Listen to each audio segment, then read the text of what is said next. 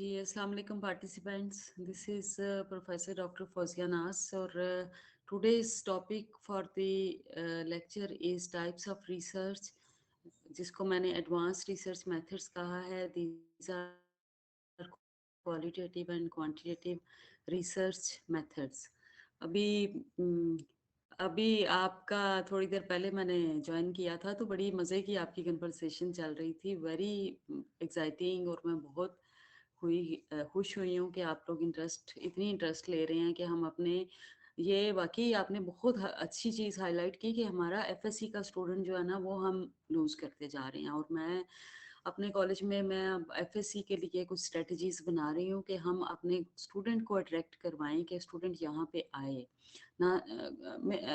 जब आप खुद इन्वॉल्व होते हैं टीचर्स या प्रिंसिपल या उस लेवल पे तो काफ़ी अच्छा रिस्पॉन्स आता है. मतलब ये कि involvement matters a lot. Teacher की इन्वॉल्वमेंट एनकरेजमेंट वो आपकी बात एक आपने ये भी कहा कि जी वो पंजाबी वाली के जब मैं हम जब स्टूडेंट्स थे तो हमारे टीचर्स हमारी बात नहीं सुनते थे और जब हम अब टीचर बने हैं तो हमारे स्टूडेंट्स नहीं.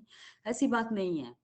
उस वक्त भी हमारे अगर हम इस मकाम पे पहुंचे हैं तो हमारे कुछ ऐसे टीचर्स हैं मैं कहती हूँ कि जिनका ज़बरदस्त कंट्रीब्यूशन है, जिन्होंने हमें चाहे उस वक़्त वो ज़माना था मार डाँट के पढ़ाने का, सप्रेस करने का, वो करते थे लेकिन वो हमें याद कराते. मुझे इतना याद है कि हमें वो चाहे 2-2 3-3 pair of words English teacher देती थी लेकिन वो दूसरे दिन सारी क्लास से सुनती थी. तो ये उनका इतना कंट्रीब्यूशन है और मुझे अब मैं सोचती हूँ कि वो गवर्नमेंट के टीचर्स थे, उनको उनको क्या ज़रूरत थी हमें रोज़ 1 2-2 3-3 चीज़ें रटा करा के और उसके बाद दूसरे दिन सुनने की. लेकिन ये कंट्रीब्यूशन है तो बच्चों आज हम इस मकाम पे हैं. अगर हमारे वो टीचर्स मेहनत ना करते. हाँ, कुछ टीचर्स हैं जिनसे हम सबको शिकायत है और ये हर जगह पे होता है. और आज भी मेरे पास बच्चे हैं जो कि मोटिवेट हो जाते हैं, जिनको हम स्टार्ट करते हैं तो वो रिस्पॉन्स देते हैं. जैसे I am very please today आज हमारे कूपर रोड कॉलेज की फीमेल टीम ने फुटबॉल में फर्स्ट पोजीशन ली है इंटर कॉलेजिएट चैम्पियनशिप में. और शायद इसकी एक वजह ये भी है कि हमारी स्पोर्ट्स डिपार्टमेंट की टीचर्स बहुत पार्टिसिपेटिंग है और इवन मैं खुद उनके साथ मैच करती हूँ, खेलती हूँ मैं उनके साथ. मतलब मैं एज अ प्रिंसिपल भी जाके मैं उनके साथ खेलना शुरू कर देती हूँ. तो the children feel very excited जब मैं उनके साथ खेलती हूँ या बाकी टीचर्स खेलते हैं. तो वो आज हमारी आप यकीन करें हमारी बिल्कुल नॉर्मल सी टीम थी लेकिन हमने उनके साथ मिल के खेल के उनको एनकरेज कर करके शुक्र अल्हम्दुलिल्लाह जिन्होंने इतना अच्छा परफॉर्म किया कि they won the championship football championship. तो हमारा अभी भी हमारे पास भी ऐसे स्टूडेंट्स हैं पब्लिक सेक्टर कॉलेजेस में भी जो एक्सेल करते हैं.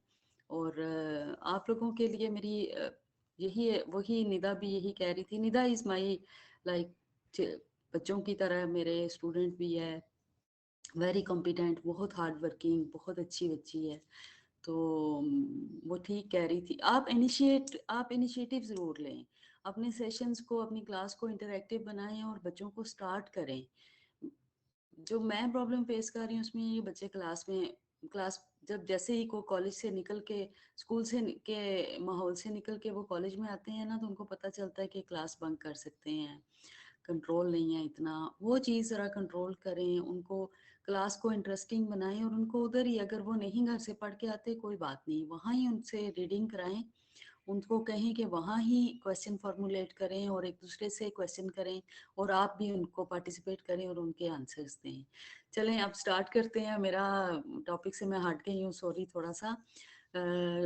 My topic of lecture is today types of research, advanced research methods. इसमें 2 types of research, basically types of research 2 ही हैं, क्वालिटेटिव और क्वांटिटेटिव. अच्छा, अभी जो चीज़ हम डिस्कस कर रहे थे लास्ट लेक्चर में, मैं भी चाहूँगी कि आप इस सेशन को थोड़ा सा इंटरेक्टिव बनाएं और रिसर्च रेलिवेंट अगर आपको कुछ छोटे छोटे क्वेश्चंस हैं वो हम साथ साथ इनबॉक्स आप करते जाएं तो साथ साथ एड्रेस होते जाएंगे. अदरवाइज़ फिर आखिर में हम 10 मिनट्स रखेंगे और उसमें एड्रेस करेंगे. तो participants, there are 2 types of major types of research, qualitative और क्वांटिटेटिव. अभी इससे एक अर्ली जो 2 o'clock का सेशन था वो भी रिसर्च का मेरा उसमें मैंने वर्बल एग्जांपल्स दी थी, लेकिन अभी थोड़ा सा टाइम मिला, मैंने इसमें ना कुछ एग्जांपल्स जो अपने पेपर्स की मैं देती होती हूँ मैंने डाल दी हैं, तो इसलिए उन एग्जांपल्स को देख के आपको इंशाल्लाह सिखाने की कोशिश करूँगी।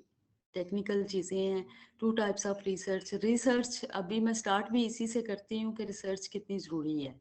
बीएस बिकॉज़ अब बीएस कॉलेजेस में गवर्नमेंट या एफर्ट ये कर रही है कि आप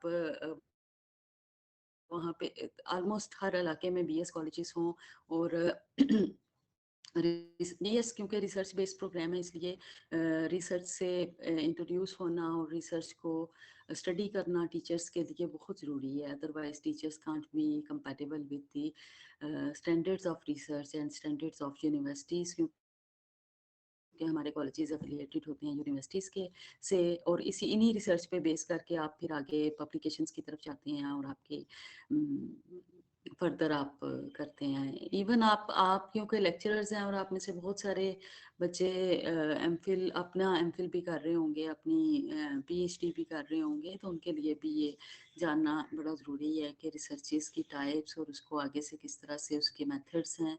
तो क्वालिटेटिव और क्वालिटेटिव रिसर्च को मैं फर्स्ट रखती हूँ, इसलिए कि qualitative all of the quantitative research is based on qualitative research. जब भी आप कोई क्वांटिटेटिव और क्वालिटेटिव रिसर्च में फ़र्क ये है कि qualitative research deals with words and sentences, और आप राइट अप में जाके लिखते हैं, आप सिर्फ एनालिसिस और इंटरप्रिटेशन और जो उसके कंक्लूजन्स हैं वो भी आप इन the form of words and sentences you right. Quantitative research deals and play with numbers, आप न्यूमेरिकल डाटा आपके पास आता है और उस डाटा से आप स्टैटिस्टिकल एनालिसिस लगा के आप उसको इन्फ्रेंसेस ड्रा करते हैं। इन्फ्रेंसेस का मतलब है कंक्लूजन ड्रा करते हैं।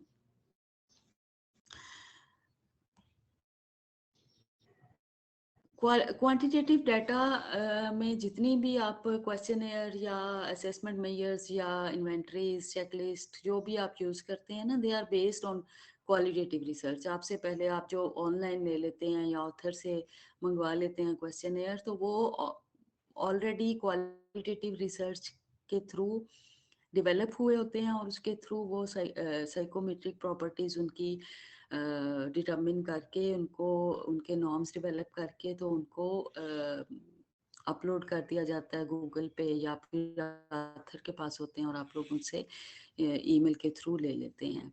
तो इसलिए सबसे पहले क्वालिटेटिव रिसर्च पे बात करूँगी।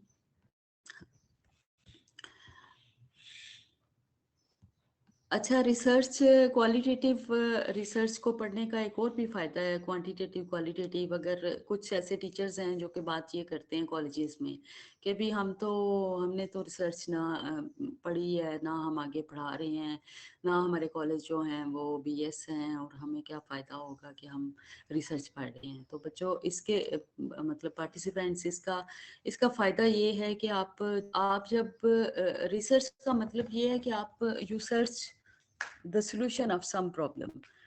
तो आप जब रिसर्च ओरिएंटेड होते हैं ना, teacher must be research oriented, तो वो ज़रूर गौर फिक्र करता है। बाकी माशरे पे गौर फिक्र करना, उसकी चीज़ों को हाईलाइट करना तो एक बहुत बड़ी बात है, लेकिन अभी जो आप पिछले सेशन में जो कन्वर्सेशन कर रहे थे बच्चों के बिहेवियर के बारे में, क्लासरूम को कैसे बेहतर किया जा सकता है, अभी मैं कर रही थी कि इंटरैक्टिव मेथड, बच्चों इंटरैक्टिव मेथड की तरफ नहीं आते, वो चाहते हैं कि कन्वेंशनल मेथड यूज़ किया जाए, टीचर बस अपनी चीज़ें लेक्चर तैयार करके आए, वो लेक्चर डिलीवर करे और चला जाए। तो आप अगर रिसर्च में नहीं भी इन्वॉल्व, तब भी आप इन पे ये मेथड्स अप्लाई कर सकते हैं, बच्चों को इसकी अफादियत बता सकते हैं। सारी दुनिया आजकल इंटरैक्टिव मेथड पे जा चुकी है। जब तक आप क्लास को इन्वॉल्व नहीं करेंगे, आप क्लास प्रेजेंटेशंस नहीं लेंगे, उनके असाइनमेंट्स नहीं लेंगे, उनको टेस्ट रीटेस्ट नहीं देंगे, उस वक्त तक बच्चे इन्वॉल्व नहीं होंगे।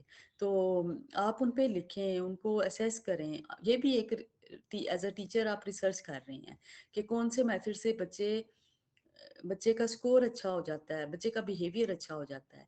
अभी लास्ट सेशन में भी हम जब बात कर रहे थे, मुझे मज़ा आया, आप लोगों ने बहुत अच्छे तरीके से वो इन्वॉल्व थे।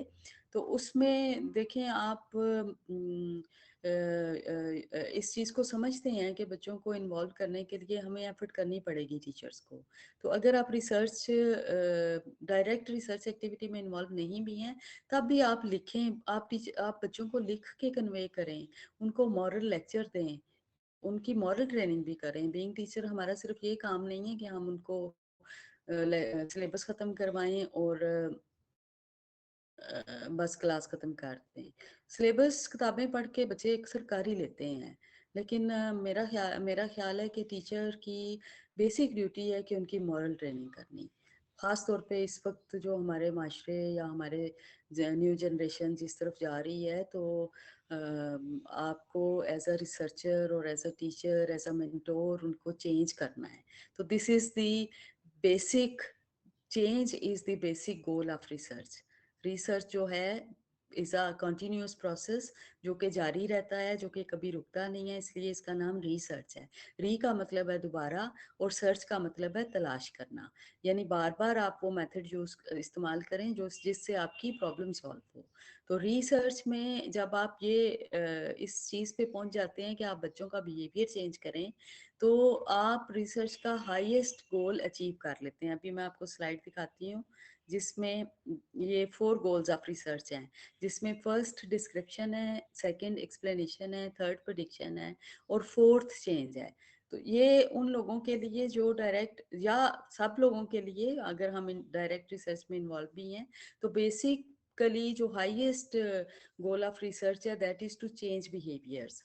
अगर आप ज़रा सा भी, एक बच्चा अच्छा है उसको बहुत अच्छा कर सकते हैं, अगर एक बच्चा डिस्ट्रप्टिव बिहेवियर के साथ है उसको आप नॉर्मल कर सकते हैं, अगर एक बच्चा नेगेटिव थॉट्स के साथ है उसको आप पॉजिटिव थॉट्स में कन्वर्ट कर सकते हैं। That would be your major contribution in society. और ये आपके लिए बहुत बहुत आपकी आपकी अपनी सेटिस्फेक्शन भी होगी, आपका माशरे में कंट्रीब्यूशन भी होगा, आप उस बच्चे की लाइफ बना देंगे। और सारी ज़िंदगी अभी भी हम अपने कुछ टीचर्स को याद, मैं तो करती हूँ, जिनका मैं समझती हूँ कि बहुत कंट्रीब्यूशन है मुझे यहाँ यहाँ तक पहुँचाने में। तो आप भी अपने बच्चों की मेमोरीज बनेंगे, वो आपको अपनी दुआओं में याद रखेंगे। ये आपके लिए सदका जारिया भी है। आप जितनी जितनी अचीवमेंट्स आपके बच्चों की होंगी, वो जितने जितने अच्छे काम करेंगे, उतना ही आपको सवाब भी मिलेगा और अल्लाह ताला उसकी जज़ा भी, अजर भी देगा। तो ये हाईएस्ट गोल आप अचीव करेंगे। चेंज देखें जो स्लाइड में शेयर कर रही हूँ, इसमें 4 गोल्स हैं। फर्स्ट डिस्क्रिप्शन है रिसर्च का, यानी कि you describe the particular behaviours by careful observation and interviews. कोई भी इंटरव्यू का मतलब है बातचीत करना, ऑब्जर्वेशन का मतलब है नोट करना। तो क्लास में टीचर नोट भी करता होता है और बातचीत के थ्रू स्टूडेंट्स के बिहेवियर का अंदाजा भी लगा रहा होता है। देन एक्सप्लेनेशन, फिर वो एक्सप्लेन करता है कि किस कौन कौन से बच्चे हैं जिनका बिहेवियर इम्प्रूव करने की ज़रूरत है, कौन कौन से टीचर्स हैं जो इस तरह की किसी मतलब जो थोड़ा सा अपने काम से फोकस नहीं है और कौन से हैं जो बहुत फोकस्ड हैं। फिर उसके बाद आगे प्रेडिक्शन, प्रेडिक्शन भी बिल्कुल रेलिवेंट टू चेंज है। जब आप क्लास में कोई उनकी ट्रेनिंग करते हैं या कोई अदर मेथड यूज़ करते हैं, तो आपके बैकअप माइंड में ये होता है कि आप प्रिडिक्ट करना चाहते हैं कि ये अगर मैं बात समझाऊंगा या समझाऊंगी तो मेरे स्टूडेंट्स का बिहेवियर चेंज होगा। This is prediction. रिसर्च के रेफरेंस से प्रिडिक्शन ये होती है कि जब आप रिसर्च करते हैं तो आप कुछ सजेशंस देते हैं या इस रिसर्च के आप रैशनल डेवलप करते हैं कि इस रिसर्च के, बेटा ये अपलोड हो गई हैं स्लाइड्स, मैंने खुद की हैं। आप एग्जिट करके अगर दोबारा से ज्वाइन करें तो आपको नज़र आएंगी, वैसे ये शो हो रही हैं। गुलाम मोहिउद्दीन, इन्होंने लिखा है कि स्लाइड शो नहीं हो रही हैं, आप एग्जिट करके दोबारा इसको ज्वाइन करें तो आपको ये हो जाएंगी। तो दीज आर 4 गोल्स। अगर आप रिसर्च में पहले तो हम प्रॉब्लम स्टेटमेंट, रिसर्च हमेशा स्टार्ट ही प्रॉब्लम से होती है। रिसर्चर ने एक प्रॉब्लम फाइंड आउट करनी है, उसका फिर सोल्यूशन देखना है। वो प्रॉब्लम एक्सप्लोरेटरी वे में कर सकता है, या क्वालिटेटिव या एक्सप्लोरेटरी वे में, या क्वांटिटेटिव वे में कर सकता है। तो description of the problem, explanation of the problem, and then prediction कि आप की ये जो फाइंडिंग्स हैं ये फ्यूचर में किस तरह से हेल्प आउट होंगी। और देन चेंज, क्या चेंज होगा सोसाइटी में। फ़र्ज़ करें कि आपकी एक छोटी सी इंटरवेंशन से आप समझते हैं कि आप उनको मॉरल लेक्चर देंगे वीक में एक दफ़ा। मतलब फ़र्ज़ करें, मैं कह रही हूँ, ये आप एक रिसर्च ही कर रहे हैं। आप करवा भी सकते हैं अपनी बीएस के किसी स्टूडेंट को कि हम मॉरल लेसन वीक में एक दफ़ा स्टूडेंट को ऐड करें, उनको दें। अगर आपका 50 मिनट का या लेक्चर है तो उसमें से एक वीक में 20 मिनट्स आप उनकी मॉरल ट्रेनिंग करेंगे, और उसके तकरीबन 2 मंथ्स के बाद आप उनको असेस करें। अगर आपका 50% भी आपके बच्चे चेंज हो जाते हैं तो आप you have achieve the goal. This is the last but most important goal of research, कि आपने चेंज लेके आना है थ्रू। और चेंज हमेशा, जो रिसर्च में चेंज का मतलब ये है कि हमेशा टॉक अबाउट पॉजिटिव थिंग्स, आप इंक्लूजन करते हैं, आप अच्छी चीज़ों की तरफ जाते हैं। चेंज का मतलब है अच्छा चेंज, अच्छी चीज़ों का इंक्लूजन, अच्छी इंटरवेंशन का इंक्लूजन, कोई अच्छा तरीका। जैसे कि अभी बहुत सारे कॉलेजेस में ये नया डेंगू अवेयरनेस, वो ये कि आपके हेल्थ के लिए बड़े प्रॉब्लम्स हो जाएं अगर हम डेंगू अवेयरनेस सेमिनार्स या लेक्चर्स ना करें। फिर उसी पीरियड में हमने अब रखा है कि आपकी जो इफ़ेक्टिव लाइफ स्किल्स, जो कि हमारे पब्लिक सेक्टर कॉलेजेस के स्टूडेंट्स में या न्यू जनरेशन में थोड़ी सी कम है, तो अब वो एक सिलेबस इंट्रोड्यूस करवाया है एचईडी में। तो ये चेंज मतलब ये कि इसको आप कुछ लेक्चर्स दे के अगर आप चेंज कर लेते हैं तो you are a good researcher as well as you are a good very good teacher. Next देखें क्वालिटेटिव रिसर्च और क्वांटिटेटिव रिसर्च। क्वालिटेटिव रिसर्च क्या होती है? जब आप स्टार्ट करते हैं ना रिसर्च, बिल्कुल नई, किसी नए फिनोमेना पे आप एक नई चीज़ बनाना चाह रहे हैं, एक टूल डेवलप करना चाह रहे हैं, किसी नए इशू पे बात करना चाह रहे हैं, कोई नए सोल्यूशन निकालना चाह रहे हैं, तो आप क्वालिटेटिव रिसर्च की तरफ जाएंगे। Because qualitative research deals with the exploratory type of topics जो आप एक्सप्लोर करने जा रहे हैं, जो पहले से उस तरह से एक्सप्लोर नहीं हुए। इसलिए you will derive questions, you will deal with the questions. आप प्रॉब्लम स्टेटमेंट बनाएंगे और फिर क्वेश्चंस बनाएंगे फॉर क्वालिटेटिव रिसर्च, उस क्वेश्चंस को आप डील करेंगे। उसी के बीच में आप हाइपोथेसिस भी बना सकते हैं, उसको भी डील कर सकते हैं, लेकिन वो फिर ज़्यादा ब्रॉडर हो जाएगा। Let's see what is qualitative research. Qualitative research is an approach to explore and understand a social human problem, and the qualitative research involves emerging questions or procedures. Data typically collected in the participant setting, and it used qualitative research method uses inductive approach, data analysis inductively building from particular to general themes, and the researcher makes interpretations of the meaning of the data. The analyst report has flexible structure by using inductive style, focus on the individual meaning and the importance of rendering the complexity of the situation. अब इसका मतलब क्या है? इसका मतलब ये है कि आप सोच किसी एक प्रॉब्लम को फोकस करते हैं एंड इन्वॉल्व इमर्जिंग क्वेश्चन। जो इंडक्टिव रीजनिंग का मतलब ये है कि आप पर्टिकुलर से जनरल की तरफ जाते हैं। जब आप एक नया क्वेश्चनर बनाने जा रहे हैं या आप कोई नया टूल डेवलप करने जा रहे हैं,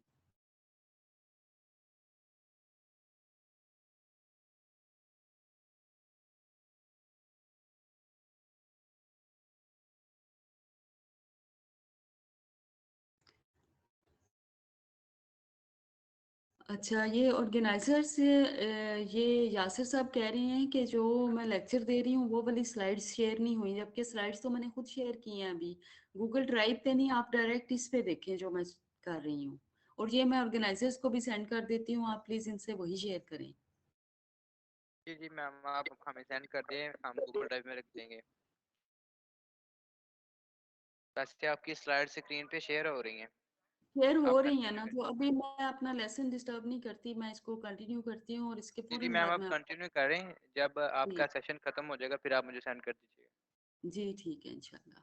ये ज्यादा नहीं चेंज किया, बस मैंने थोड़ी सी एक तो एग्जांपल्स डाल दी हैं, अदरवाइज हाँ विजिबल है, ठीक है, अदरवाइज वही तकरीबन वही लेक्चर है। तो इंडक्टिव अप्रोच का मतलब ये है कि आप एक पर्टिकुलर प्रॉब्लम, जैसे फर्ज करें कि मैंने मेरी जो पीएचडी की रिसर्च थी वो बेस्ड थी चाइल्ड अब्यूज एक्सपीरियंसेस पे। तो इंडक्टिव अप्रोच ये थी कि आपके साथ कोई एक मेरा जो सैंपल था वो एडोलेसेंट्स फीमेल्स थी विद सोमेटोफॉर्म सिम्टम्स। तो बिल्कुल लो सोशियो इकोनॉमिक क्लास से सैंपल लिया था, क्योंकि उनमें सोमेटोफॉर्म सिम्टम्स ज़्यादा पाई जाती हैं, और वो बच्चियां, उनके साथ चाइल्डहुड अब्यूज़ मैंने मेजर जो क्वेश्चन डेवलप किया था वो चाइल्डहुड अब्यूज़ था।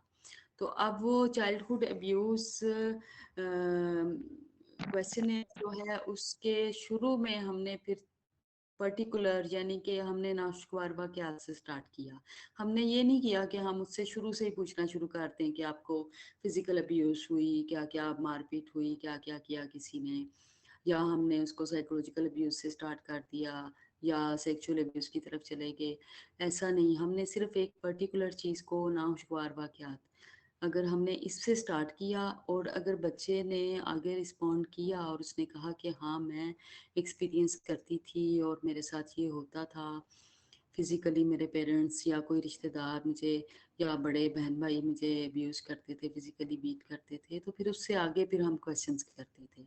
तो ये दिस इज़ इंडक्टिव अप्रोच, यानी यू स्टार्ट फ्रॉम, जिस तरह आप नॉर्मल टेलीविज़न में इंटरव्यूज़ देखते हैं और जो होस्ट है जो कि इंटरव्यू लेने वाला होता है वो एक क्वेश्चन थ्रो करता है, दिस इज पर्टिकुलर, एक पर्टिकुलर प्रॉब्लम शेयर करता है, और आगे जो इंटरव्यू देने वाला होता है वो उस क्वेश्चन को डिफरेंट तरीके से आंसर करने की कोशिश करता है, फिर होस्ट उसके आंसर से आगे क्वेश्चंस बनाता जाता है। दिस इज इंडक्टिव रीजनिंग, यानी आप स्टार्ट पर्टिकुलर से करते हैं और फिर आगे जनरल टॉक से टॉक होती है और उससे आप थीम्स डिराइव करना शुरू कर देते हैं।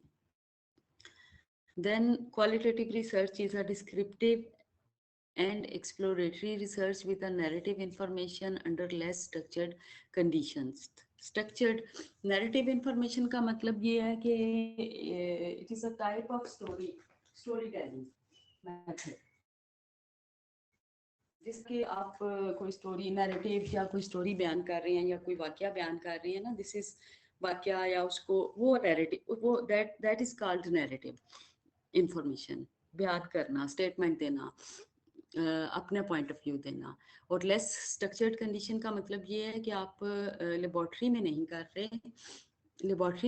रहे, बल्कि आप लेस स्ट्रक्चर्ड एक नेचुरल एनवायरनमेंट में कर रहे हैं। और जब आप इंटरव्यू करते हैं किसी से तो आप उसको कोशिश करते हैं कि आप नेचुरल एनवायरनमेंट में जब आप कर रहे होते हैं तो वो मोर ओरिजिनल इंफॉर्मेशन देता है बंदा, इंस्टेड ऑफ कि आप उसको जब रिकॉर्ड कर रहे होते हैं या उसको आप, जैसे टीवी के इंटरव्यूज होते हैं ना, तो वो उनको पता है कि ये टीवी के लिए है, तो इसलिए वो बहुत सारी चीज़ें मैनिपुलेट भी करते हैं। लेकिन आप रिसर्च के पर्पज से जब करते हैं तो आप एनोनिमस भी रखते हैं, अगर आप रिकॉर्डिंग कर रहे हैं तो आप उनको बाकायदा आप इन्फॉर्म कॉन्सेंट और उसके उसमें एक एग्रीमेंट देते हैं कि आपका नाम या आपका नाम एनोनिमस रखा जाएगा।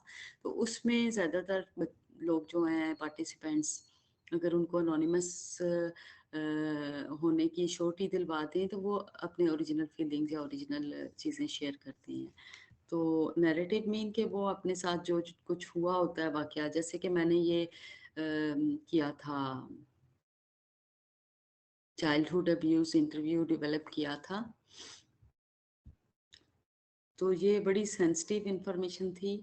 ये देखें, ये मैंने आगे स्लाइड की है, और इसमें ये चाइल्डहुड अब्यूज़ इंटरव्यू जो डेवलप किया था वो तो शुरू में तो बहुत ज़्यादा, और ये फाइलों की फाइलें भरी थी, लेकिन आखिर में ये टू पेजेस का इंटरव्यू डेवलप किया था, जिसमें जो स्ट्रक्चर्ड भी था, अनस्ट्रक्चर्ड भी था, स्केलिंग भी थी, ऑप्शंस भी थी, और इसको उर्दू में हमने इसका किया था, इसका नाम दिया था बचपन में पेश आने वाले वाक़यात।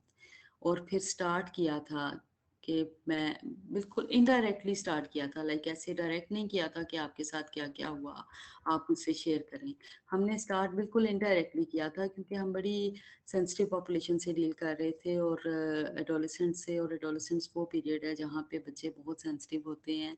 ज़रा सी भी उनको आप सेंसिटिव इंफॉर्मेशन या हार्श इंफॉर्मेशन लें तो उनकी मेंटल या साइकोलॉजिकल वेल बीइंग पे अफेक्ट हो सकता है। तो इसलिए हमने बिल्कुल वो बच्चे ये यहाँ से देखिए जब मैंने स्टार्ट किया था कि मैं आपसे आपके बचपन के बारे में आप में पेश आने वाले चंद वाक़यात के मुतल्लिक़ पूछूँगी। और स्टार्ट किया था कि बाज़ औक़ात कुछ लोगों की ज़िंदगी में कुछ ऐसे वाक़यात होते हैं जो नाखुशगवार जाते हैं, छोड़ जाते हैं। मुझे मालूम है कि बाज़ औक़ात ऐसे वाक़यात को याद करना या उनके मुतल्लिक़ बात करना मुश्किल होता है। लेकिन वो क्योंकि हमने पर्पज़ ऑफ रिसर्च डिफ़ाइन किया होता है इसलिए बच्चे तैयार होते हैं, वो कंसेंट देते हैं, उनके पेरेंट्स कंसेंट देते हैं, तो फिर आप उनसे वो फिर तैयार होते हैं कि हमने ये आंसर करना है। लेकिन बराए मेहरबानी याद करने की कोशिश करें और नीचे दिए गए सवालात का जवाब दें क्योंकि आपकी दी गई मालूमात हमारी तहकीक के लिए बहुत अहम है और मैं आपको यकीन दिलाती हूँ कि आपकी मालूमात फ्राहम करदा मालूमात सख्त राजदारी में रहेंगी और सिर्फ तहकीक करनिंदा तक ही रहेंगी और वो इसे तहकीकी मकासद के लिए ही इस्तेमाल करेगी। फिर हमने एक बिल्कुल इनडायरेक्ट क्वेश्चन से शुरू किया, क्या कभी आपके साथ बचपन में कोई नाखुशगवार वाक़या पेश आया? अगर उसने हाँ का जवाब दिया तो हमने आगे से इंटरव्यू शुरू किया। अगर उसने कहा नहीं तो हमने उस बच्चे को एक्सक्लूड कर दिया। अगर हाँ का वो जवाब देता है तो फिर हमने कहा नीचे दिए गए नाखुशगवार वाक़यात में से आप किस वाक़ये का शिकार हुए? नज़रअंदाज होना, उसने कहा हाँ या नहीं। अगर हाँ, तो फिर हम अपने उनके जो क्लोज़ वालिद से, वालिदा से, बहन-भाइयों से, दोस्तों से, तालिब-इल्मों से, साथ-साथ से या किसी और से और फिर नज़रअंदाज होने की वजह। इस तरह स्टेप बाय स्टेप फिर हम उनकी तरफ गए। आप भी एज़ अ रिसर्चर जब आप क्वालिटेटिव रिसर्च करते हैं, तो स्टेप बाय स्टेप आपने जब इंटरव्यू या कोई क्वेश्चन डेवलप करना है, तो आपने बहुत केयरफुली स्टेप बाय स्टेप उसको आगे लेके जाना है। आपने थीम्स निकालने हैं या ड्राइव करने हैं या इंटरव्यूज़ कंडक्ट करने हैं, तो उसमें से उसका फुल रिकॉर्ड रखना है और उसमें से आपने थीम्स डिराइव करनी है। वो आगे मैं आपको इनके मेथड्स बताती हूँ। डाटा लेस स्ट्रक्चर्ड कंडीशन क्योंकि इंटरव्यू लेते हुए या फोकस ग्रुप करते हुए या आप कोई सर्वे करते हुए आपको बहुत ज़्यादा स्ट्रक्चर्ड का मतलब है कि एक्सपेरिमेंटल कंडीशंस जैसे क्लास में आप एक्सपेरिमेंटल कंडीशन या स्ट्रक्चर्ड एनवायरनमेंट क्रिएट कर सकते हैं ना, इस तरह से आप क्वालिटेटिव रिसर्च मेथड्स में आप नहीं करते। आप you allow the participants to speak जब आप इंटरव्यू ले रहे होते हैं ताकि वो अपने सारे एक्सपीरियंसेस किसी भी टॉपिक ये तो एक फॉर एग्जांपल मैंने चाइल्डहुड अब्यूज़ इंटरव्यू जो मैंने किया हुआ था उसका बताया। आप अपने टॉपिक से रेलेवेंट कुछ भी आप किसी की सेल्फ एस्टीम पे क्वेश्चनेयर डेवलप करना चाह रहे हैं, aggression questionnaire, anger questionnaire, stress questionnaire या achievement, motivation, happiness, well being, health वगैरह वगैरह। Data are often participants' own words and narrative summaries of observed behavior. तो data is the name of information, उसको technically हम data कहते हैं। जो भी इंफॉर्मेशन डिराइव होती हैं वो पार्टिसिपेंट्स के अपने अल्फाज होते हैं, नैरेटिव समरीज होती हैं क्वालिटेटिव रिसर्च में।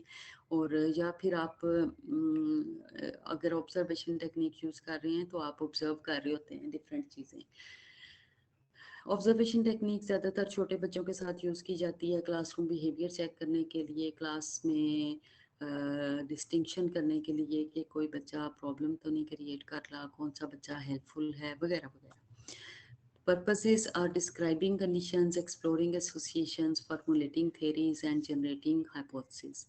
मेथड यूज़ होते हैं इन डेप्थ इंटरव्यू। अभी जैसे मैंने आपको बताया कि हम इन डेप्थ इंटरव्यू का मतलब है हम बहुत ज़्यादा डिटेल्ड इंटरव्यू करते हैं।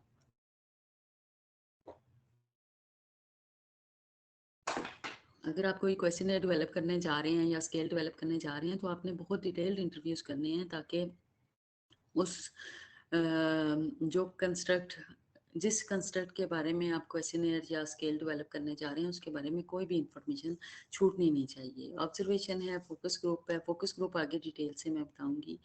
Examining documents are very important. Archival data इसको कहते हैं। आर्काइवल डाटा क्वालिटेटिव रिसर्च में बहुत रिच इंफॉर्मेशन मिलती है आर्काइवल डाटा से। आर्काइवल डाटा या आर्काइवल रिसर्च डिज़ाइन का मतलब ये है कि जब आप you use published documents, publish information, जो एग्जिस्टिंग डॉक्यूमेंट्स हैं जो पब्लिश हो चुके हैं उनको यूज़, उनकी इंफॉर्मेशन लेके आप अपनी रिसर्च करते हैं, जिसमें आप सिस्टमेटिक एनालिसिस, बहुत सारी रिसर्चेस, क्रिटिकल एनालिसिस करते हैं, सिस्टमेटिक एनालिसिस, मेटा एनालिसिस।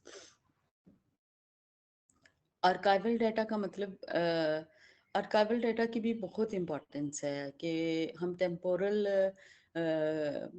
उसकी वैलिडिटी देख सकते हैं रिसर्चेस की, एक किसी एक ख़ास पीरियड में, कि इस ख़ास पीरियड में अगर रिसर्चेस हुई हैं तो सारी रिसर्चेस को ऐड करके आप कोई कंक्लूजन ड्रा कर सकते हैं। इसके अलावा आर्काइवल डाटा पिछले 2 सालों में, 2 साल पहले इसकी अहमियत बहुत उस वक्त हमें नज़र आई जब कोविड का पीरियड था और direct person to person contact बड़ा मुश्किल हो गया था, अगर आपको याद हो। तो फिर I by myself started review researches in my college, के रिव्यू रिसर्च करें, आर्काइवल डाटा निकालें। आर्काइवल डाटा पिछली सर्चेज, पिछला डाटा, पिछले डॉक्यूमेंट्स, कोई भी आप किसी कोई एग्जिस्टिंग डॉक्यूमेंट पे, पब्लिश डॉक्यूमेंट पे बेस्ड आप रिसर्च करते हैं, वो आर्काइवल डाटा कहलाती है। और उससे जितनी इंफॉर्मेशन आप ड्राइव करते हैं वो आप इन the form of bar chart, line chart आप शो कर सकते हैं, आप उसकी फ्रीक्वेंसीज, परसेंटेजेस। इसकी एक एग्जांपल मैं दूंगी, पहले भी मैं दे चुकी हूँ। मेरी ये एक रिसर्च पब्लिश भी हुई है जिसमें risk factor of successful suicide in Punjab, ये रिसर्च मैंने की थी मेरी अपनी एक मास्टर्स की स्टूडेंट के साथ, मैं सुपरवाइज़र थी। और उसमें हमने पिछले कई महीनों के न्यूज़पेपर लिए थे और उसमें हमने जो सुसाइड की खबरें थी ना वो निकाल दी, उनकी हमने एक फाइल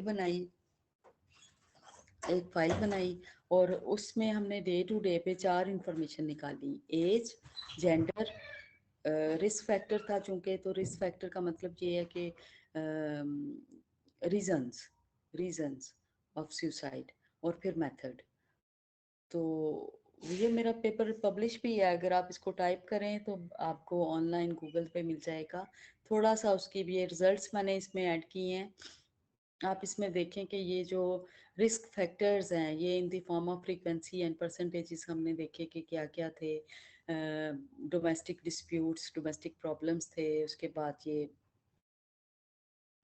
डोमेस्टिक प्रॉब्लम्स, उसके बाद वाचिंग मूवीज़, उसके बाद मैरिज प्रपोजल रिफ्यूज़, उसके बाद स्कॉल्डेड बाय पेरेंट्स, फिर अनएम्प्लॉयमेंट, उसके बाद मैरिज अगेंस्ट विल, और उसके बाद लॉस इन बिजनेस, और उसके बाद मिसिंग काजेज़, कुछ काजेज़ थी जो थी नहीं, इम्तिहान में फ़ेल होना, इस तरह की चीज़ें, ईद पे कपड़े ना दिलवाना, इस तरह की।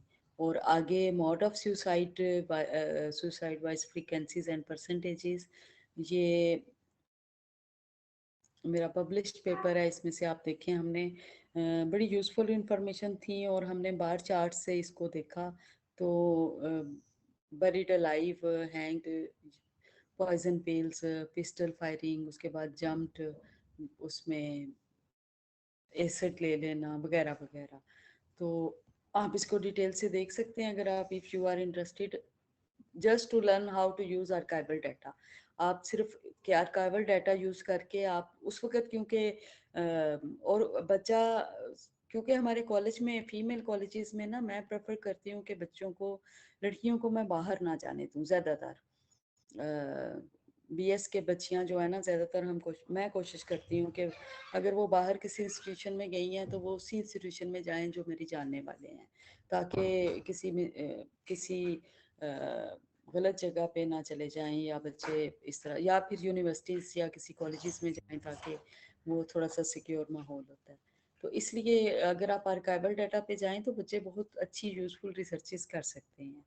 ये वो इंटरव्यू था। रेस्ट ऑफ द जो स्लाइड्स है ना वो सारी सेम है जो आपकी पहले अपलोड हुई हुई है ना, बस ये 2 एग्जांपल्स मैंने ऐड की थी। आप लोग वैसे इंटरैक्टिव नहीं हो रहे, किसी ने मुझसे कोई क्वेश्चन नहीं पूछा अभी तक, कोई कमेंट।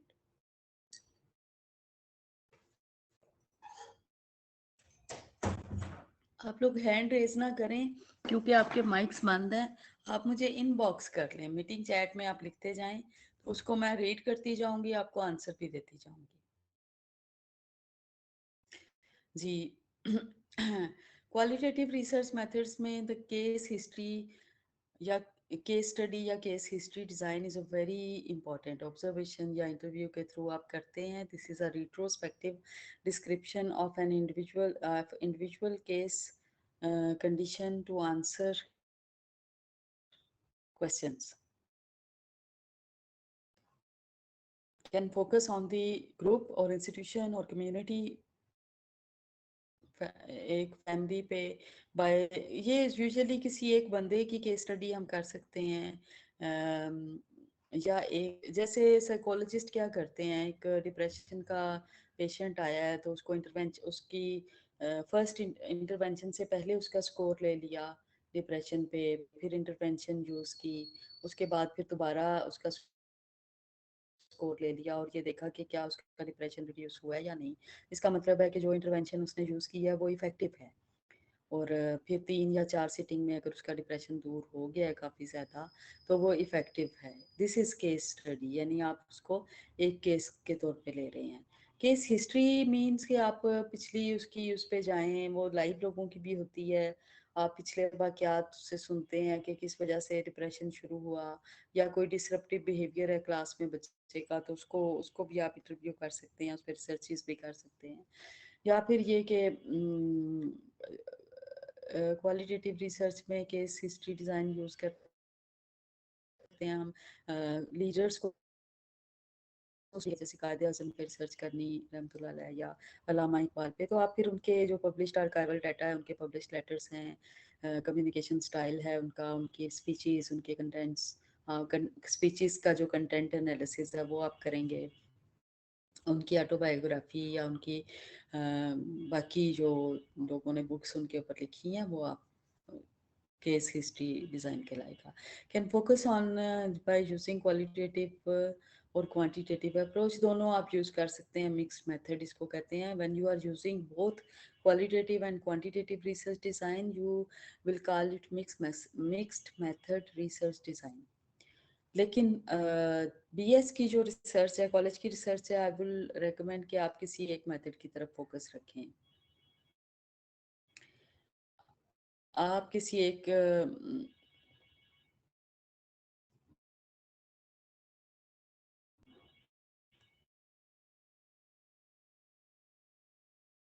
किसी एक उसकी तरफ वो करें, क्योंकि बीएस की रिसर्च एक छोटी रिसर्च होती है, उसमें टाइम बाउंड होती है। वो बीएस की रिसर्च इतनी टाइम बाउंड होती है, और वो बच्चे भी क्योंकि लर्निंग स्टेज पे होते हैं, इसलिए या तो आप क्वालिटेटिव रिसर्च पे जाएं या फिर ये कि आप क्वांटिटेटिव पे जाएं। लेकिन अगर आप अपनी एमफिल की रिसर्च कर रहे हैं या पीएचडी की रिसर्च कर रहे हैं, तो फिर आप ज़रूर मिक्स्ड मेथड की तरफ जाएं, क्योंकि आपको एमफिल और पीएचडी के बाद आपको रिसर्चर बनना है, तो आपको ये दोनों तरीके आने चाहिए।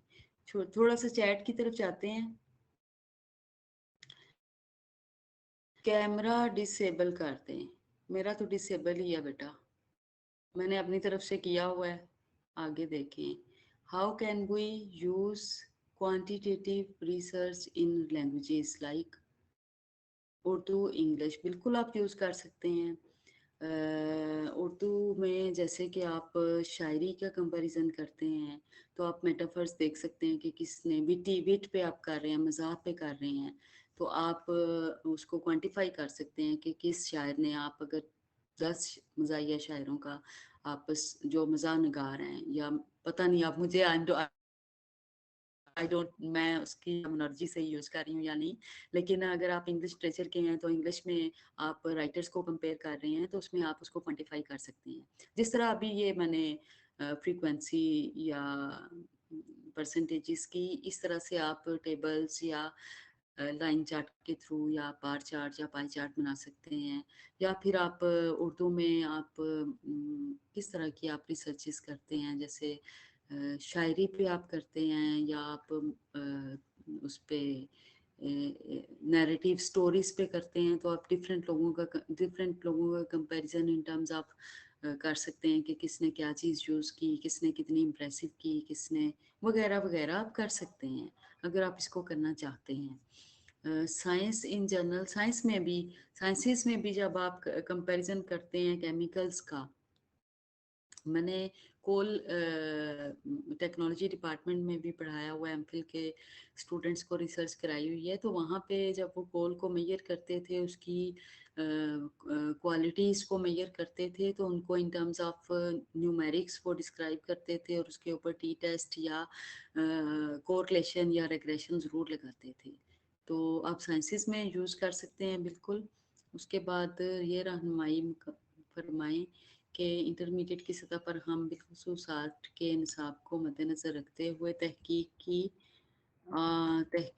की इन 2 एग्ज़ाम से क्या इस्तिफ़ादा कर सकते हैं? आप लिखना सिखाएँ बच्चों को। आप जो बच्चे इंटरमीडिएट के हैं, उनको लिखना सिखाएँ, उनको कहें ऐसे, जैसे हम ऐसे राइटिंग सिखाते हैं ना, आप उन्हें लिखना सिखाएँ, उन्हें कहें कि किसी भी खुद अपनी तरफ से लिखना सिखाएँ, कॉपी पेस्ट ना करें। तो ये क्वालिटेटिव रिसर्च होगी आपकी। आप उन्हें कहें कि आप किसी जैसे ये जो कॉम्पिटिशन होते हैं नैब के करप्शन पे, तो इस पे वो लिखना सिखाते हैं। और या फिर आप बीइंग टीचर आप उनको दे सकते हैं कि जी क्लासरूम के आदाब, या कोई भी आप ज़्यादा मुझसे अच्छा समझते हैं कि आप क्लास में इंटरमीडिएट के स्टूडेंट्स को अपने टॉपिक से रेलिवेंट और उनसे हट के भी आप उनकी ट्रेनिंग कर सकते हैं। जो को करिकुलर एक्टिविटीज़ में लिखना, अगर बच्चे को लिखना आ जाए ना, तो वो can be out can go outstanding, वो बहुत एक्सेल कर सकता है। आप उन्हें लिखना सिखाएं, उन्हें इंग्लिश में उन्हें कहें कि अपनी पोइट्री लिखें, या इंग्लिश में ऐसे खुद से स्टोरीज लिखें, खुद से अपनी ऐसे राइटिंग लिखें, अपने आइडियाज़ नरेशन लिखें, उर्दू की स्टोरीज लिखें। आप कोशिश करें कि उनकी जो स्टोरीज़ हैं उनको आप गाइड करें और उनको कॉलेज के मैगज़ीन में उनकी पब्लिश करवाएं, ताकि बच्चे इनकरेज हों और उनको लिखने की आदत पड़े। इसी तरह से आगे जब वो जाएंगे, तो वो लिखने की जब आदत होगी ना, तो वो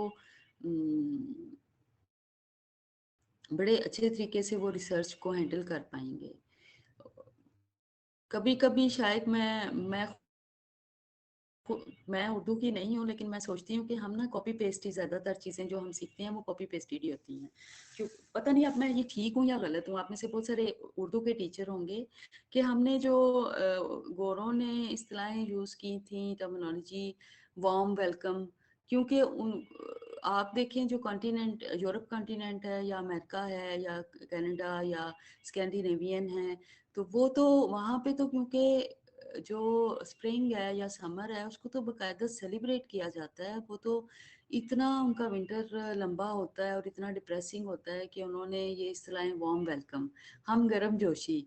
हमारी तो गर्मियाँ इतनी ज़्यादा हार्श होती हैं कि हमें इसको गर्म जोशी नहीं, इसका मतलब मेरे ख्याल में, may be I am wrong, लेकिन जब एज अ रिसर्चर मैं सोचती हूँ, तो मैं कहती हूँ कि हमने इसको सिंपल ट्रांसलेट कर लिया है। हमने ये नहीं सोचा कि उनका कल्चर डिफरेंट था। उन्होंने तो अपने वेदर के हिसाब से कोल्ड शोल्डर, कोल्ड शोल्डर का मतलब गर्म जोशी नहीं है मेरा ख्याल है, कोल्ड शोल्डर का मतलब है सर्द मोहरी। तो हमारी सर्दी तो बड़ी प्लेजेंट होती है, हम सर्द महरी क्यों कहें? हम इसके लिए ऐसी टर्मिनोलॉजी क्यों नहीं बना सके उर्दू वाले, कि हम अपनी ज़ुबान में इतने रिच हों कि हम, क्योंकि हमारी सर्दी बहुत थोड़ी होती है और सर्दी बड़ी कंफर्टेबल होती है, तो हम इसको सर्द मोहरी क्यों कहेंगे? या गर्म जोशी, वार्म वेलकम को हम गर्म जोशी क्यों कहेंगे? हम पता नहीं, अब आई एम कंफ्यूज्ड कि हम अपनी टर्मिनोलॉजी उर्दू की शायद नहीं, मैं आई डिसएग्री कि हम गोरों को अभी तक हम उनकी कॉपी कर रहे हैं, जबकि उन्होंने तो अपने अपने वेदर के हिसाब से ये वाली टर्मिनोलॉजी इस तरह की, और बेशुमार है, थोड़ी सी नहीं है। आगे देखें, आगे है, ma'am you are describing your point of view successfully, thank you. Because creativity is the mother of research. बिल्कुल, गर्म जोशी जज्बात के हवाले से कहा जाता है गर्म जोशी। अच्छा, लेकिन हम तो गर्मी को देखें, मेरा पॉइंट ऑफ व्यू ये है कि गर्म जोशी, लेकिन आपने उर्दू में इसकी टर्मिनोलॉजी नहीं बनाई ना, आपने चाहे फारसी से ले ली, लेकिन उर्दू में बनानी चाहिए थी। अच्छा, पता नहीं है मुझे ये हम इस बहस में क्यों पड़ गए हैं।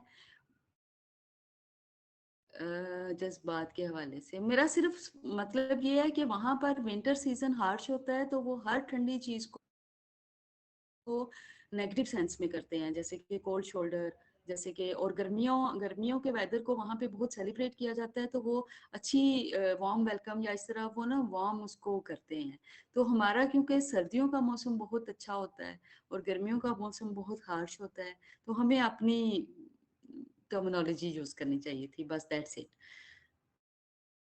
We are in the habit of using automatic solution. Yes, हमें ये ना एक आदत पड़ गई हुई है। बिल्कुल आप ठीक कह रहे हैं। अदरवाइज उर्दू इतनी अच्छी लैंग्वेज है और इतनी अदबी और इल्मी लैंग्वेज है कि एक दफ़ा एसोसिएट प्रोफेसर्स के साथ यही टॉपिक था, तो हम कुछ प्रोफेसर्स ने मुझे कहा कि आप ये लेक्चर उर्दू में दें, तो मैंने उन्हें कहा कि आप इसकी मुझे साथ साथ टर्मिनोलॉजी उर्दू में बताते जाएं, तो हम इसको उर्दू में कर लेते हैं। और वो इतनी मज़े की थी, आप यकीन करें, मुहक्कक, तहकीक, अभी भी मुझे काफ़ी वर्ड्स याद हैं। तो मफरूज़ा, इस तरह की वो बड़ी इल्मी और अदबी हमारी इंटरेक्टिव सेशन रहा था।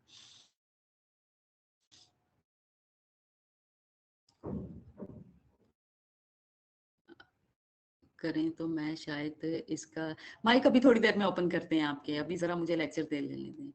अच्छा, फिर जी survey research design is another type of, ये भी मिक्स मेथड रिसर्च डिज़ाइन है सर्वे। इससे आप क्वालिटेटिव सर्वे भी कर सकते हैं, क्वांटिटेटिव भी कर सकते हैं। और सर्वे यूज़ होता है to study a wide phenomena, जैसे बहुत बड़ी कोई चीज़, जैसे कोरोना पीरियड में बहुत बड़ी पॉपुलेशन को स्टडी करना, किसी कोई ओपिनियन लेना, पॉलिटिकल ओपिनियन, पॉलिटिकल सर्वेस होते हैं।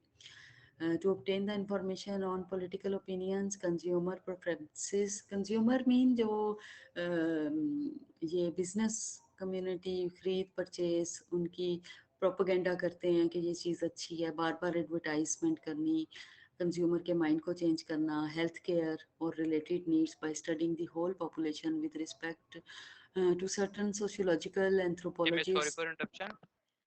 and psychological purposes, for example census। Large representative of sample, इसमें बहुत ज़्यादा बड़ा सैंपल चाहिए होता है to measure the attitude, behaviour, beliefs, opinions and values through a convenient random sampling techniques and by using questionnaires और इंटरव्यूज वगैरह वगैरह। जी बेटा।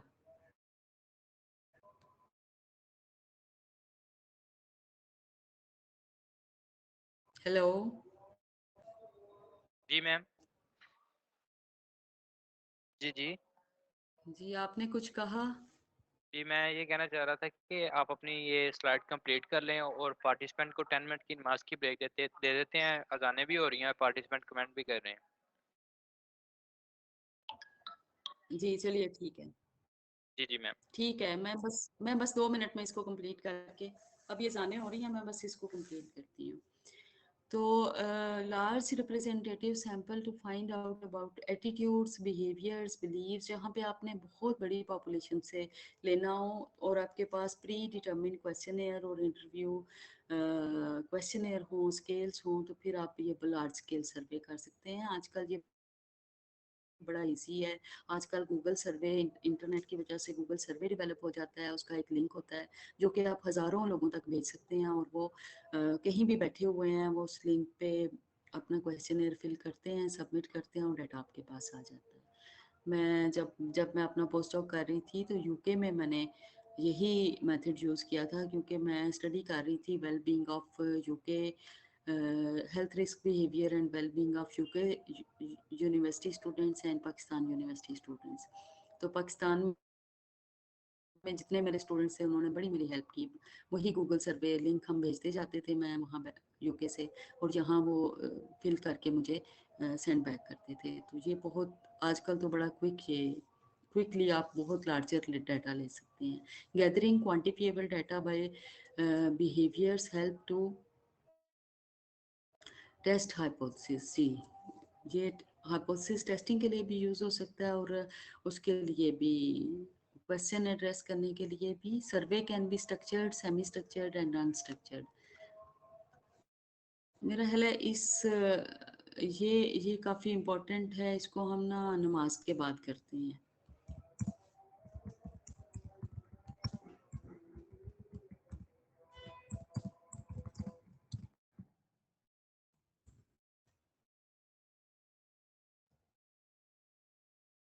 अभी 10 मिनट्स की पार्टिसिपेंट्स, आप 10 मिनट्स ब्रेक ले लें, ये थोड़ा सा आगे मुझे ज़्यादा एक्सप्लेन करना है।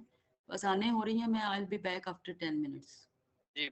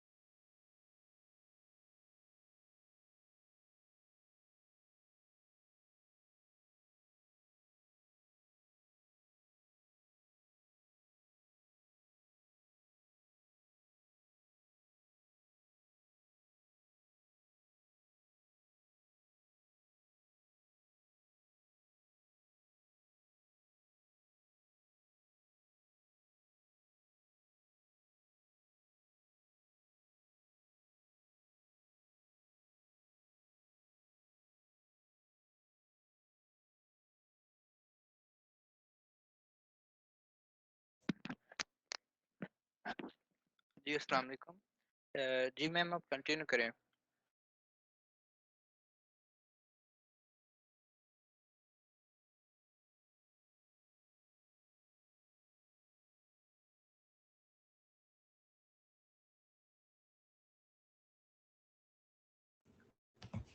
जी अस्सलाम वालेकुम।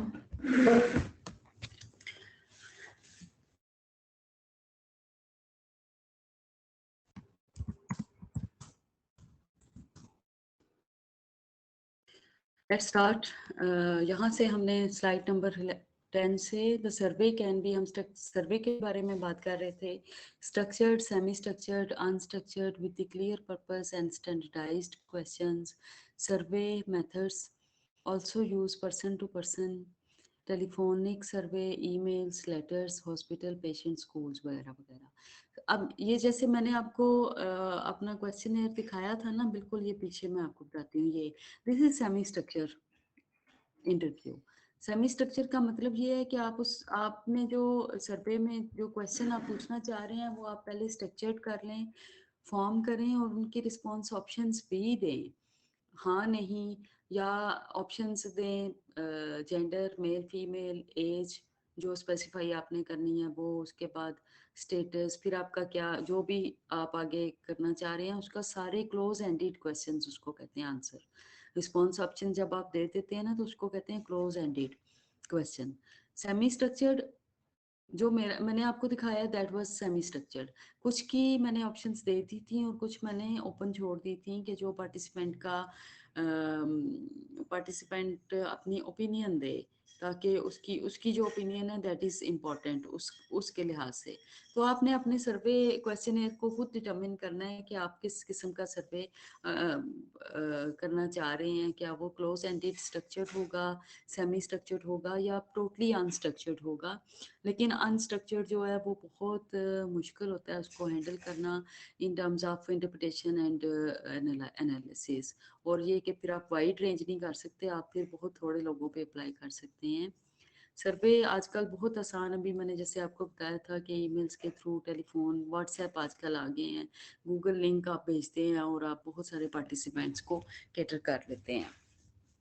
हॉस्पिटल्स पॉपुलेशन को आप कवर कर सकते हैं, स्कूल्स को, यूनिवर्सिटीज़ को, बहुत सारी रिसर्च स्टूडेंट्स पे होती हैं, पेशेंट्स पे आप कर सकते हैं, वगैरह वगैरह। Content analysis is a method of qualitative research, जिसमें कंटेंट एनालिसिस का मतलब है कि you analyse the content that conventional way में, bottom up, directed, top down, summative counting and comparison of usually keywords followed by the interpretation of the underlying context। Underline जो context है जब आप interview कर रहे होते हैं और उसका आप एनालिसिस कर रहे हैं, तो आपने उसकी जो बात है that is a content statement, verbal statement जो उसने बयान की है वो आपके पास in the form of content आ गया और आपने उसका एनालिसिस करना है। बॉटम अप या टॉप डाउन, टॉप डाउन होता है कि आप ऊपर से शुरू करें और नीचे की तरफ आएँ। बॉटम अप यानी आप नीचे जर्नल से शुरू करें और आप पर्टिकुलर की तरफ आएँ। The main purpose of content analysis is to identify dominant ideologies. एक डोमिनेंट आपने उसमें से आइडियोलॉजीज निकालनी है और फिर आपने यानी कि आपने मेजर थीम निकालने हैं और फिर उससे आगे सब थीम्स डिराइव करनी है। For how power is evident with in the text, कितना कितना आपका टेक्स्ट पावरफुल है, यानी उसमें क्या डोमिनेंट क्या चीज़ है, क्या क्या एविडेंस आपके पास इम्पोर्टेंट है। मेटाफोरिकल स्टेटमेंट्स को आपने ज़रूर कैटर करना है इसमें, और positive and negative words are very important while you are doing research on students, especially with disruptive behavior या aggression पे या classroom disruption, बदतमीजी पे, honesty पे, इस तरह की चीज़ों पे। Thematic analysis is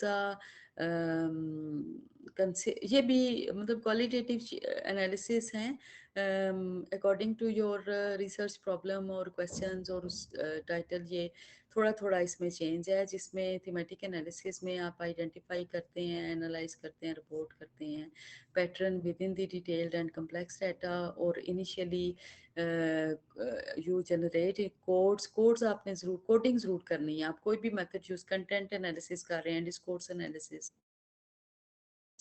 thematic analysis, interpretative phenomenological analysis, आपने पहले इनिशियल कोडिंग करनी है, थीम्स डिराइव करने हैं, फिर सब थीम्स देने हैं, फिर रिव्यू करना है उन्हें, और फिर उन थीम्स को लेबल करना रिसर्चर का काम है, उसको नेम देना आपका काम है, और फिर रिपोर्टिंग हर हाल में।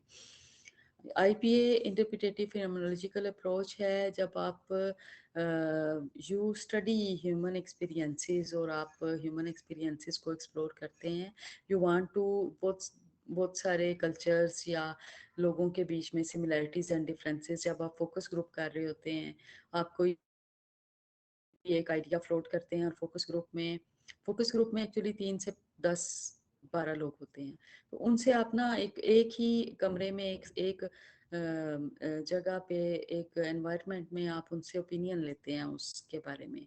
तो डिफरेंट लोग, वो एक्सपर्ट होते हैं या वो सैंपल होता है जो डायरेक्टली और इनडायरेक्टली अफेक्टेड होता है उस खास टॉपिक के बारे में, तो वो अपनी अपनी ओपिनियन देते हैं, फिर आप उसमें सिमिलैरिटीज और डिफरेंसेस फाइंड आउट करते हैं related to human experiences, and you interpret the context. इसको फिनोमेनोलॉजी कहते हैं, हर्मेन्यूटिक्स कहते हैं, जो कि हाइडगर बिल्ड हर्मेन्यूटिक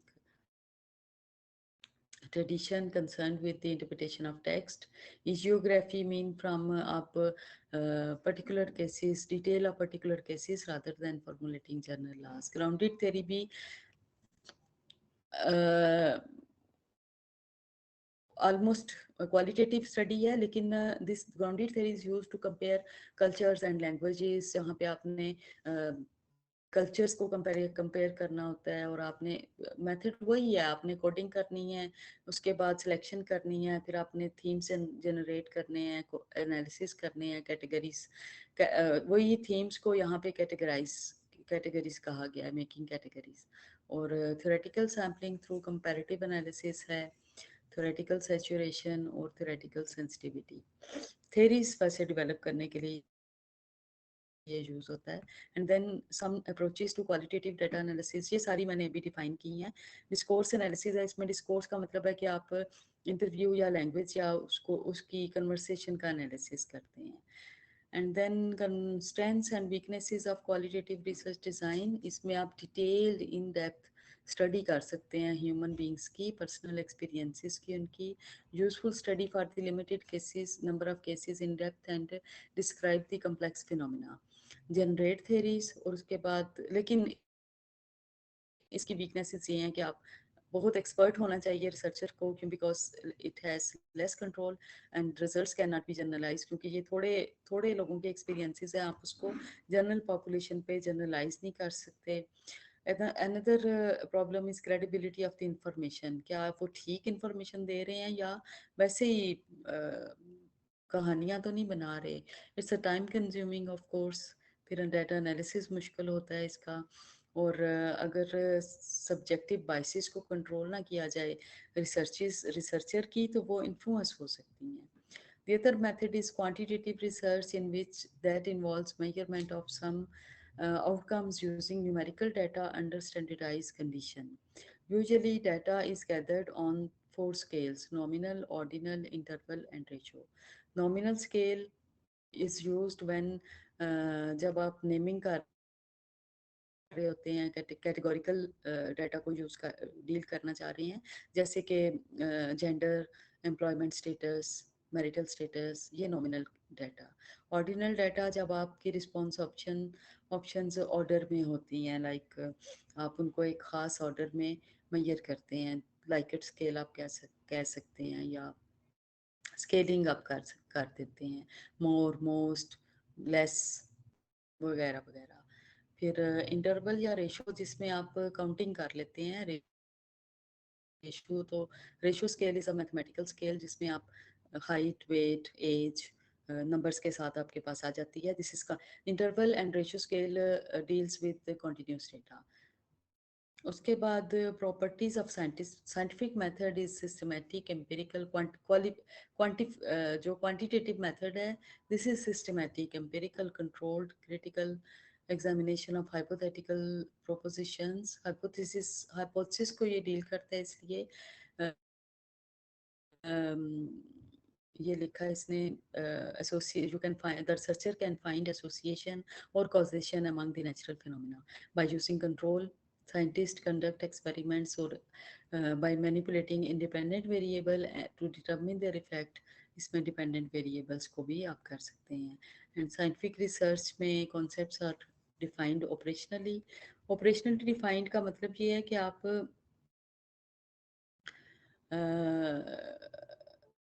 हर कॉन्सेप्ट को आप डिस्क्राइब करते हैं कि हाउ विल यू मेजर, किस स्केल से आप इसको मेजर करेंगे। Attitude is critical and sceptical. Hypothesis आप टेस्टेबल बनाते हैं। Observation are systematic and controlled. Instruments are accurate and precise. Measurements are valid and reliable. आपने हमेशा वो वाले स्केल्स यूज करने हैं जो साइकोमेट्रिकली साउंड हों। Reports are unbiased and objective.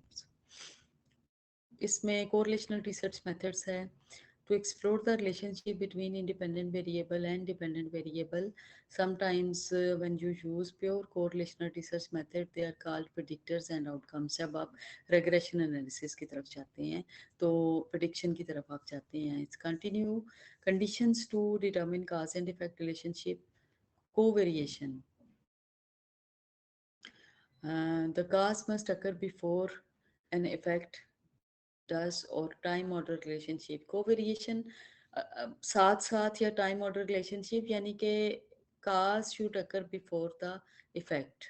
जैसे कि कोई इवेंट होता है तो कोई बच्चा गुस्सा करता है, तो आप अगर बच्चा गुस्सा कर रहा है तो उसके पीछे कोई ना कोई इवेंट होगा, कोई बच्चा उस पर हंसा होगा, किसी टीचर ने उसको लेबल किया होगा, किसी गलत लफ्ज से पुकारा होगा, तो उसको गुस्सा आ गया, उसने डिसरप्टिव बिहेवियर शो किया। तो डिसरप्टिव बिहेवियर बाद में आएगा, वो काज पहले अकर होगी।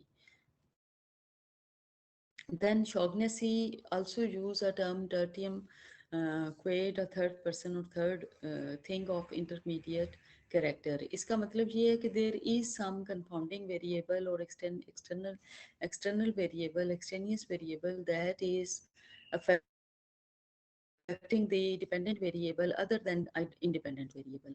जब ये आ जाए, it means कि आपकी research is going to be polluted, the results are going to be polluted by confounding variables। तो कोशिश करें confounding variables को कम से कम रखें, या make confounding variables as a variable in your independent variable in your research।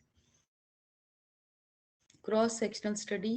Cross sectional study का मतलब ये है कि आप बहुत सारा डाटा ग्रुप्स की सूरत में at one point in time you can gather data. आप किसी भी एक टॉपिक पे बहुत सारे ग्रुप्स, स्ट्रेटिफाइड ग्रुप से आप बनाते हैं और उससे डाटा ले सकते हैं। ड्रा कंक्लूजन बाय कंपेयरिंग, फिर उन ग्रुप्स को आप कंपेयर करते हैं characteristics of the stratified groups. जिस तरह शुरू में मैंने आपसे कहा कि अगर आप इंटरेक्टिव मेथड यूज़ करना चाहें क्लास में और एक कन्वेंशनल मेथड यूज़ करें, तो आप दो क्लासेस बनाएं, एक को इंटरेक्टिव मेथड पे लेके आएँ, एक को कन्वेंशनल मेथड पे, और फिर दोनों के इससे पहले भी आप रिजल्ट्स टेस्ट दें और उनका स्कोर देखें, और उसके बाद भी टेस्ट दें और स्कोर देखें, और ये देखें कि अगर इंटरेक्टिव मेथड में स्कोर हाई आया, इट मीन्स कि इंटरेक्टिव मेथड इफेक्टिव है, वो ज़्यादा अच्छा है, बच्चे एंगेज हो जाते हैं। तो ये आप ग्रुप को कंपैरिजन कर सकते हैं, आप उनकी कोरिलेशन भी उसमें से देख सकते हैं। लेकिन क्रॉस सेक्शनल स्टडी है some strengths but weaknesses. Fast और इनएक्सपेंसिव है स्ट्रेंथ है इसकी, no loss to follow up. जो आपने एक दफ़ा सैंपल ले लिया, उसी से आपने इन्फ्रेंसेस ड्रा करने हैं, आपको बार बार उसके पास जाने की ज़रूरत नहीं। बेटा क्लास में आप qualitative quantitative method use, qualitative तो आप कर सकते हैं ना, जैसे मैंने पहले बताया था। अभी मैं इसको मुझे ख़त्म करने दें तो इंटरेक्टिव सेशन शुरू करते हैं, आपके माइक्स ओपन कराती हूँ, फिर हम डिस्कशन करते हैं इस पे। आइडियल फॉर स्टडिंग प्रेवलेंस, और कन्वीनियंट है जब आप कॉजल लिंक्स या आप कोरिलेशनल रिसर्च करना चाह रहे हैं। वीकनेसेस क्या है कि लैक ऑफ टेम्पोरल रिलेशनशिप, यानी कि एक लॉन्गिट्यूडनल रिसर्च से जो रिजल्ट्स आते हैं ना, वो आप क्रॉस सेक्शनल स्टडी से नहीं निकाल सकते। किसी रेयर फिनोमेना को स्टडी करने के लिए you need longitudinal research design. वो क्या है? लॉन्गिट्यूडनल रिसर्च डिज़ाइन है जब आप डेवलपमेंटली किसी फिनोमेना को स्टडी, जैसे क्लास में ही डिसरप्टिव बिहेवियर आप ले लें, तो बच्चा जब क्लास में आता है, जब मैं अक्सर देखती हूँ कि स्कूलों से जब बच्चे आते हैं फर्स्ट ईयर में, तो उनमें डिसरप्शन ज़्यादा होती है, वो क्लास भी ज़्यादा बंक करते हैं। फिर अगर उनको कंट्रोल करें, समझाएं, कभी फाइन करें, कभी उनको मॉरल लेक्चर्स दें, तो आहिस्ता आहिस्ता क्लास जो सेकेंड ईयर है ना, उसमें वो सीरियस हो जाते हैं। फिर फर्स्ट ईयर का रिजल्ट भी आ चुका होता है, उनको अपनी परफॉर्मेंस पता चल चुकी होती है, तो ट्रेनिंग भी उनको पता चल चुकी होती है, कुछ टीचर्स उनको मॉरली भी मोटिवेट करते हैं, तो सेकंड ईयर में कंपैरेटिवली। लेकिन बीएस में बहुत सीरियस बच्चे आते हैं, बहुत कम बच्चे आते हैं जो ये एक लॉन्गिट्यूडिनल स्टडीज कर लें, फर्स्ट ईयर का बिहेवियर, सेकंड ईयर का बिहेवियर, फिर बीएस के बच्चों का बिहेवियर, फिर first year BS first semester के बच्चों का बिहेवियर, और उसके बाद 8 सेमेस्टर के बच्चों का बिहेवियर। ये लॉन्गिट्यूडिनल स्टडी है, यानी आप वक्त के साथ साथ आप उनमें चेंज देखते हैं, जो कि क्रॉस सेक्शनल स्टडी से पॉसिबल नहीं है। इसमें आप ग्राफिकल एनालिसिस कर सकते हैं इन the form of line and bar chart, और उसके बाद हाँ, ये टाइम टाइम कंज्यूमिंग है, loss of valuable sample over time, sometime sample छोड़ जाता है, ड्रॉप हो जाता है। बेसिक साइंसेस में आपके जो लॉन्गिट्यूडनल, अगर आप ऑब्जेक्ट्स पर सर्च कर रहे हैं, तो सैंपल चोरी हो जाए या टूट जाए या ख़राब हो जाए किसी वजह से, तो लॉन्गिट्यूडनल स्टडीज़ बीच में ही ख़राब हो जाती हैं। कोहोर्ट स्टडी भी लॉन्गिट्यूडिनल स्टडी है, लेकिन इसमें ग्रुप हम किसी एक खास क्वालिटी से ग्रुप बनाते हैं, जैसे एक सेशन के का ग्रुप, फिर दूसरे सेशन का ग्रुप बच्चों का, तीसरे सेशन का ग्रुप, या कोविड में जिन डॉक्टर्स ने काम किया वो एक कोहोर्ट बन जाएगा, नॉर्मल एनवायरनमेंट में जिन डॉक्टर्स ने काम किया वो एक ग्रुप बन जाएगा। ये कोहोर्ट स्टडी है, यानी ग्रुपिंग इन किसी एक खास वेरिएबल को लेके आप लोगों को इकट्ठा करें और उसका कंपैरिजन किसी दूसरे उससे करें ग्रुप से, तो this is cohort study. Experimental study है, जहाँ पे एक्सपेरिमेंटल स्टडी मैं आपको बार बार बता रही हूँ, आप वही जहाँ जहाँ क्लास में या लैब, साइकोलॉजी की लैब्स, एजुकेशन की लैब्स, सोशल वर्क की, जहाँ पे आप एक्सपेरिमेंट करते हैं, मेमोरी पे करते हैं, शोर पे करते हैं, आप ये टीचिंग मेथड की देख लें, जो 2 क्लास हम बनाएंगे जिसको हम इंटरेक्टिव मेथड और कन्वेंशनल मेथड में कन्वर्ट करेंगे, तो जो इंटरेक्टिव मेथड हम नया इंट्रोड्यूस करा रहे हैं वो होगा कंट्रोल ग्रुप, एक्सपेरिमेंटल ग्रुप, और जो एक रूटीन का कन्वेंशनल मेथड से चल रहा है वो होगा कंट्रोल ग्रुप, और उनका आपस में जब आप कंपैरिजन करेंगे, that is experimental research. Internal validity is key due to control condition is very good. Make a comparison between the groups, but it will lack external validity या generalizability. Experimental research consists in true experimental research design and quasi experimental research design.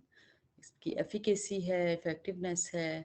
True experimental research design वही मैंने जो आपको बताया, उसमें conditions को control करके जब ग्रुप्स हम बनाते हैं, तो फिर उन ग्रुप्स के बीच में जब कंपैरिजन करते हैं और हम कंक्लूजन ड्रा करते हैं टी टेस्ट लगा के, एफ टेस्ट लगा के, that is experimental design. Control है इसमें, और आप इंडिपेंडेंट और डिपेंडेंट वेरिएबल से conclusion, cause and effect draw कर सकते हैं। इंटरनल वैलिडिटी हाई होती है। वीकनेसेस क्या है? कॉस्टली है, हाँ कॉस्टली है, और इसमें एक्सपर्टीज चाहिए। Research should be very expert to control conditions. Quasi experimental research design is very useful and widely used. बहुत ज़्यादा यूज़ होता है। रेयर फिनोमिना, ऐसे फिनोमिना जो कि हम नेचुरली अगर होते हैं, जो कि हम खुद से क्रिएट नहीं कर सकते। फॉर एग्जांपल इंटेलिजेंस पे आप कर रहे हैं, तो आप इंटेलिजेंस टेस्ट लगा के जो अबव एवरेज इंटेलिजेंट बच्चे हैं उनको उन पे आप कर लें, या जिन बच्चों का नेचुरली आईक्यू कम है उन पे रिसर्च करें, तो आप इंटेलिजेंस को आप खुद से कम या ज़्यादा नहीं कर सकते। ये एक नेचुरल फिनोमेना है, गॉड गिफ्टेड है। अल्लाह ताला ने जिसको जितना दे दिया उसमें बहुत कम आप इंक्रीज़ या डिक्रीज़ कर सकते हैं। या फिर जैसे आप अगर स्मोकिंग पे करना चाहें, तो आप लोगों को रिक्रूट करके उनको ये नहीं कह सकते कि आप स्मोकिंग करें, तो फिर आप पे रिसर्च करेंगे। बल्कि आप ऑलरेडी जो लोग स्मोकिंग कर रहे हैं उनको आप लेंगे, रिक्रूट करेंगे, ये कॉज़ है एक्सपेरिमेंटल रिसर्च है। अगर आप डाइवोर्स कपल पे करेंगे तो आपको ऑलरेडी डाइवोर्स कपल देंगे। कैंसर पेशेंट्स, बहुत सारे पेशेंट्स, हार्ट के patients, these are cause I experimental researches. हाँ, ये this is all from my side. अब इनके माइक्स कर दें हम थोड़ा-सा जी मैं जिनके हैंड रेज़ हैं उन सबके माइक अलाउ कर। जी, जी, इंटरैक्टिव होना चाह रहे हैं।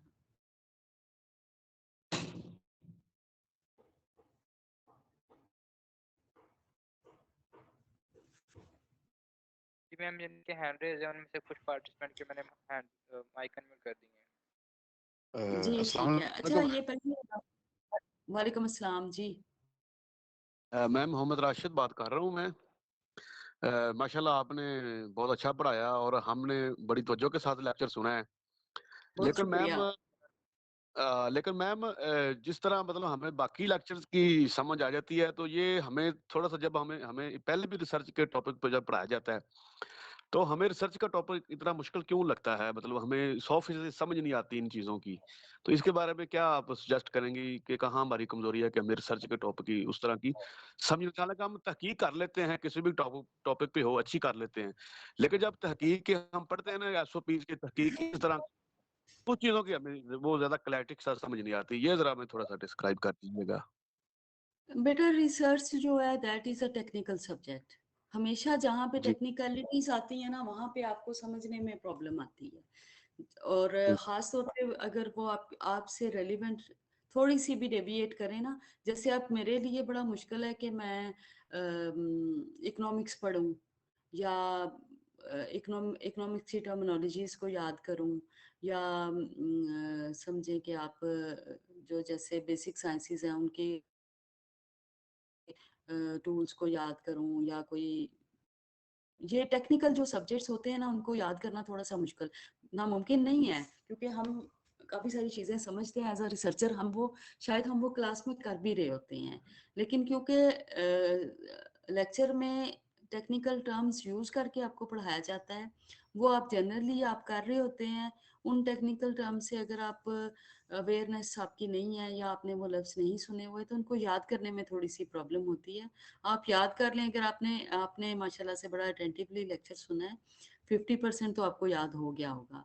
एक दफ़ा और आप रिवाइज़ करेंगे, बाकी भी आपको इंशाल्लाह हो जाएगा।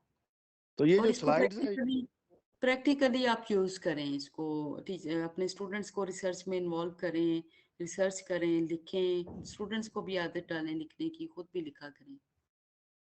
जी। और ये जो आपने पढ़ाया मैम इसकी स्लाइड्स अगर वो एडमिन को आप कहें कि वो हमें व्हाट्सएप ग्रुप में शेयर कर दें ताकि हम इसको अच्छी तरह पढ़ लें दोबारा से। जी, मैं अभी उन्हें कर देती हूँ इंशाल्लाह। इस लेक्चर के फ़ौरन बाद मैं उन्हें भेज देती हूँ, वो कर लेंगे। जी, ठीक हो गया मैडम। अस्सलाम वालेकुम मैम। वालेकुम अस्सलाम। मैम इफ्तिखार हुसैन बोल रहा हूँ गवर्नमेंट ग्रेजुएट कॉलेज चूनिया से। जी, इफ्तिखार साहब। अच्छा मैम, क्या आप समझती हैं अभी हमारे जो पोस्ट ग्रेजुएट कॉलेज है इसमें जो रिसर्च होती है वो रिसर्च यूनिवर्सिटी में जो रिसर्च होती है उसके लेवल के बराबर है या उससे कमतर है?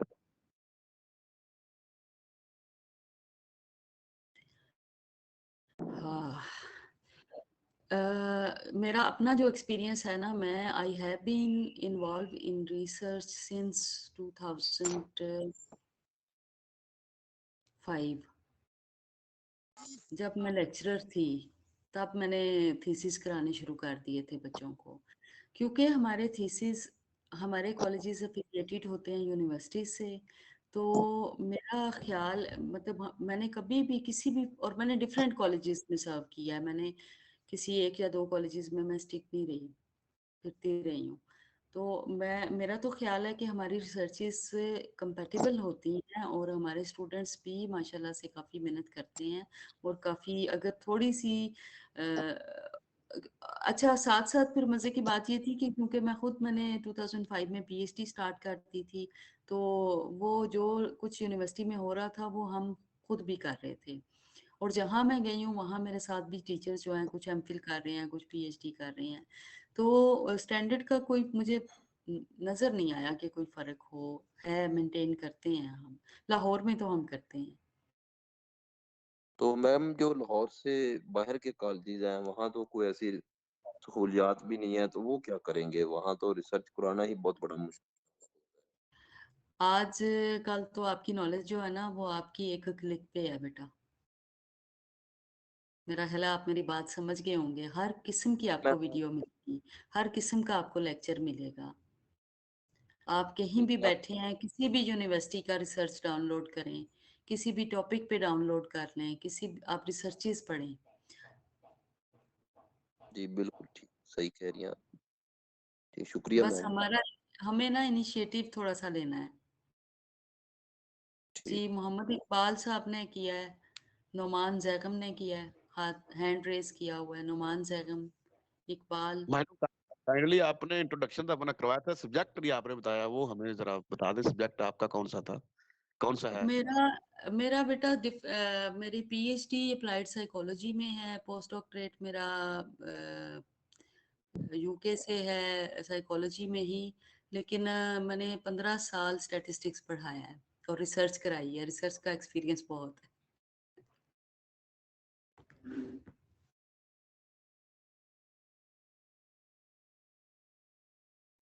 जी अस्सलाम स्टैट्स भी वालेकुम। पढ़ाया, एसपीएसएस भी पढ़ाया, एमएस भी पढ़ाया, एडवांस स्टैटिस्टिक्स भी पढ़ाया।